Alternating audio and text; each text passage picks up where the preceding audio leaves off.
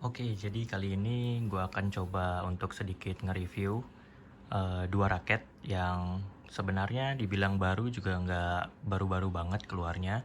Dibilang udah lama juga ya belum terlalu lama banget. Nah, ini salah satu raket yang sebenarnya sedang booming ya dari Yonex, yaitu Arc Saber 7 Play dan Arc Saber 7 Pro gitu. Jadi kita pengen lihat sebenarnya worth nggak sih kalau kita dengan permainan yang seperti apa, kita beli yang Pro, lalu yang Play itu feel-nya seperti apa.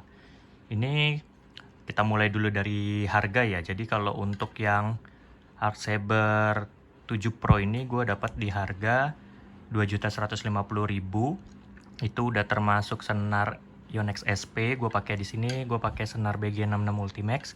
Kemudian untuk yang Arc Saber 7 Play ini gue sebenarnya beli second ya. Second tapi like new banget, kata orangnya baru dipakai 2 kali main sih, mungkin orangnya nggak cocok ya. Ini dia pakai senar X-Bolt 65 tarikan 27. Nah kalau yang untuk Pro ini gue pakai tarikan 26 28 4 simpul, jadi dia main crossnya dibedain ya. Nah untuk perbedaannya apa sih, jadi kita lihat dulu dari kosmetiknya. Sebenarnya ini mirip banget ya. Ya ini kita lihat seperti biasa di end cap-nya, sorry terbalik. Nah ini kalau yang Pro kan ya ada tulisan Japan ya, karena dia memang made in Japan. Kemudian ya kalau yang untuk ini kan yang Cina dia polos saja. Terus lanjut ini untuk tensionnya, yang play ini yang sebelah kiri itu ini ukurannya 4UG5, jadi beratnya kurang lebih sekitar 83 gram ya, dua-duanya sama. Ini rekomendasi tensionnya ada di 19-27 lbs. Nah dia G5. Nah ini untuk yang Pro nya juga sama 4U, dia rekomendasi tarikannya 19-27 lbs. Bedanya kalau yang di Play ini dia pakai stiker ya, jadi tempelan. Nah kalau yang Pro ini dia diukir gitu, digrafir. Nah kemudian ini adalah logo hologram dari Yonex-nya. Ini juga beda yang antara yang Pro sama yang Play. Ini logo PBSI-nya juga beda ukuran nih. Kalau yang Play terlihat sedikit lebih besar dibandingkan yang Pro. Nah ini kode regisnya ya. Kemudian nah ini Arc Saber 7 Pro dan ini Arc Saber 7 Play. Kemudian dari warna sih sebenarnya sangat mirip ya. Cuma nggak tahu di kamera ini kelihatan apa enggak, tapi kalau dilihat secara langsung nih, finishing cat yang Arc Saber 7 Pro ini untuk yang bagian abu-abunya seperti lebih gelap sedikit gitu, lebih solid, lebih bagus lah, terlihat sedikit lebih baik. Ya kemudian ini kalau yang Play di frame-nya ada tulisan Play, kalau yang Pro ini nggak ada tulisan apa-apa ya, jadi dia polos saja.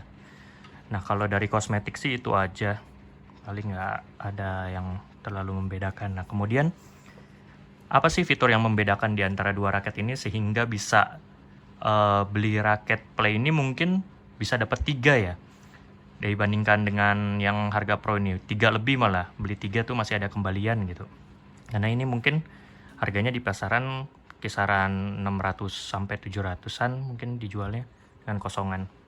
Ya beda toko bisa beda-beda ya gitu. Ini saya juga, menurut saya sih saya dapat 7 Pro dengan harga yang cukup murah karena kebetulan teman dekat gitu yang punya toko, jadi aman lah kalau harga. Nah terus fiturnya apa aja. Nah yang pertama ini kita bisa ngelihat di bagian capnya ini ya, bedanya antara capnya yang Play ini yang bawah, yang kiri, dengan capnya yang 7 Pro. Nah kalau yang 7 Pro ini kan kita kasih dikasih nama teknologinya itu EB Cap Plus. Nah di sini ada tulisannya nih, EB Cap Plus. EB Cap Plus ini fungsinya apa sih? EB Cap Plus itu bisa menjaga agar shaft raket ini nih tetap stabil saat hitting shuttlecock gitu. Jadi dia nggak nge-twist ya. Nah ini masuk akal sih, dari kelihatan dari bentuknya kan juga beda nih. Nah ini dia jadi nggak, dia ada penahannya yang untuk bagian samping. Nah ini mukul yang bagian lurusnya dia lebih cekung gitu ke bawah. Nah sehingga dia mungkin bisa lebih stabil. Nah ini beda ya dengan yang Arc Saber 7 Play yang dia polos aja gitu. Nah kemudian ada teknologi apa lagi yang membedakan. Nah ini ya di sini nih. Jadi kalau yang bahannya, kalau untuk yang Pro ini high modulus graphite tambah ultra PEV. Kemudian kalau yang Play ini full graphite raket ya. Nah Untuk yang Ultra PEV ini sebenarnya bahan yang sepertinya agak baru digunakan di Yonex ya, tapi nggak baru-baru banget sih gitu. Jadi ini Ultra PEV ini atau PE Fiber ini merupakan bahan yang sangat ringan. Bahkan diklaim sampai bisa ngambang pada permukaan air katanya ya, kalau dilihat di websitenya Yonex sendiri. Nah ini tuh fungsinya untuk meredam getaran gitu. Jadi ya dia tidak getar lah saat dia hitting shuttlecock. Kemudian ini shaftnya itu sama-sama slim, cuma kalau yang Play ini slim shaft, untuk yang Pro ini super slim shaft gitu. Saya nggak punya alat ukurnya, tapi memang kalau dilihat dengan mata secara langsung sih memang yang Pro ini shaftnya sedikit lebih tipis ya. Tapi yang Play ini juga sebenarnya sudah slim gitu shaftnya gitu. Nah itu kan fungsinya untuk supaya dia lebih aerodinamis saat melakukan swing gitu. Jadi pukulannya lebih cepat. Nah ini kan sesuai dengan tipe raketnya ya. Ini kan tipe raket all around dan speed gitu. Jadi butuh untuk yang pemain-pemain dengan swing-swing pengen cepat itu, ini pakai raket ini sebenarnya cocok banget sih. Nanti juga di akhir video saya tampilkan tes mainnya ya di antara dua raket ini.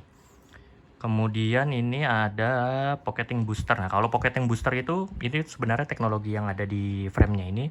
Jadi kalau kita lihat ya, ini yang bawah ini kan Play, yang atas itu yang Pro. Nah jadi kalau yang Pro ini dia cekungannya ada di bawah sini sampai ke bagian ini. Nah kemudian ini nggak ada gitu. Nah ada lagi di atas. Beda dengan yang Play. Kalau di Play ini cekungnya itu dari bagian tengah sampai ke melingkar ke atas dan ke bagian selanjutnya gitu, ke sisi sebelahnya. Nah bedanya apa? Nah ini tuh kalau yang Pro ini yang atas, di bagian yang tidak cekungnya ini tuh dia ada pocketing boosternya gitu. Fungsinya apa sih pocketing booster ini? Ini tuh sejenis material pada framenya ini yang membuat dia lebih elastis pada bagian tengah framenya. Nah ini untuk sepertinya untuk menambah daya pantul ya, karena kan di bagian ininya dia lebih elastis dibandingkan dengan yang bagian cekung ini. Nah kalau yang di bagian cekungnya ini dia lebih stiff gitu. Jadi pada bagian atas dan pada bagian bawah frame Arc Saber 7 Pro itu dia lebih stiff dibandingkan pada bagian tengahnya. Nah ini berbeda dengan yang pada bagian Play ya. Kalau pada bagian Play kan seperti ini. Terus ini juga tadi ada sedikit perbedaan pada grommetnya. Ini kalau yang Arc Saber 7 Pro ini ada grommet U-nya ya. 2 pasang di bagian kiri dan 2 pasang di kanan. Sedangkan kalau pada Arc Saber 7 Play ini grommetnya grommet satuan semua gitu. Tapi jumlah grommetnya secara umum sama sih. Kemudian bentuk kepala atau bentuk framenya itu dua-duanya udah sama-sama isometrik. Ini untuk menambah lebih besar ya area sweet spotnya, sehingga dalam memukul tuh lebih enak gitu. Terutama untuk pemain-pemain yang mungkin ya masih belajar gitu, yang masih suka kenanya tidak terlalu bagian tengah. Nah ini sangat bagus lah gitu teknologinya. Jadi dia melebarkan area sweet spot ya. Jadi kalau mukul ya bolanya nggak terlalu liar gitu apabila kita nggak kena benar-benar bagian tengahnya. Nah terus ada apa lagi ya? Pada Arc Saber 7 Pro itu ini bisa dilihat. Nah ini ada T-anchor. Nah T-anchornya ini tuh kalau nggak salah bahan yang dimasukkan ke dalam T-jointnya ini ya. Jadi dia itu material yang digunakan untuk mengurangi torsi pada saat pukulan gitu. Saya juga ya mungkin untuk menambah stabil kali ya, atau untuk seperti apa juga saya belum terlalu paham gitu. Jadi nah kemudian sepertinya itu aja untuk yang fitur-fiturnya ya. Jadi ini sebenarnya dua raket yang ya dua-duanya sama karakternya itu untuk pemain all around dan speed. Tapi kalau dipegang-pegang sih dirasakan, nggak tahu ya, mungkin tiap raket bisa beda-beda kan gitu. Kalau saya merasa yang 7 Pro ini terasa sedikit lebih ringan swingnya dibandingkan yang Arc Saber 7 Play. Nggak tahu mungkin kalau yang lain ada apakah sama atau enggak. Apakah pengaruh balance point-nya? Oh iya, untuk balance point-nya ini, tapi saya tidak sempat merekam ya kemarin. Jadi untuk yang Arc Saber 7 Pro setelah dilakukan penyenaran dan ininya gripnya masih grip bawaan itu saya dapat di 297 mm. Di 297 untuk yang 7 Pro. Nah, yang untuk yang 7 Play-nya saya tanya ke pemilik sebelumnya, karena ini saya beli second, dia nggak sempat ngukur sih. Tapi kalau yang untuk 7 Pro itu dia ada di 297 mm. Nah, kalau saya ini tipenya grip bawaannya pasti dilepas sampai ke kayunya, kemudian dipakaikan isolasi listrik biar nggak rembes karena saya menggunakan towel grip seperti ini. Nah, terus ditambah sedikit cushion wrap biar lebih nyaman aja megangnya gitu. Karena saya nggak bisa terlalu pakai yang grip yang terlalu kecil gitu. Oke, begitu aja. Setelah ini nanti bisa dilihat ya sedikit video tes raketnya. Jadi ada beberapa pukulan nanti ya baik untuk smash, untuk defend, untuk drive maupun untuk lob. Nanti di akhir akan saya sedikit simpulkan apakah raket pro ini sangat layak untuk dibeli gitu. Apakah cukup dengan Arc Saber 7 Play aja gitu yang dengan harga 1/3,5 mungkin. Nanti akan ada di akhir video ya. Makasih.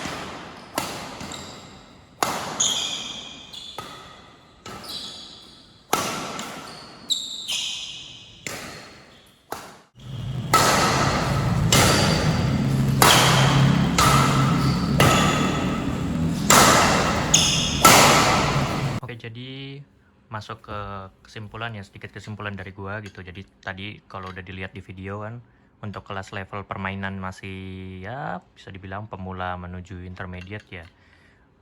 Dibilang pemula-pemula banget tapi juga udah bisa main, dibilang udah bisa main juga tapi ya pukulannya mungkin masih banyak yang nggak optimal gitu, masih kurang-kurang. Jadi mana sih yang lebih baik gitu dibandingkan Arc Saber 7 Pro dan Arc Saber 7 Play ini? Kalau buat gue sih nomor satu balik lagi ke budgeting ya. Jadi kalau emang budgetingnya cukup, ya silahkan aja gitu ngambil Arc Saber 7 Pro gitu dengan harga 2 jutaan ke atas. Mungkin ada di kisaran 2,2, 2,3, tiap toko kan bisa beda-beda gitu.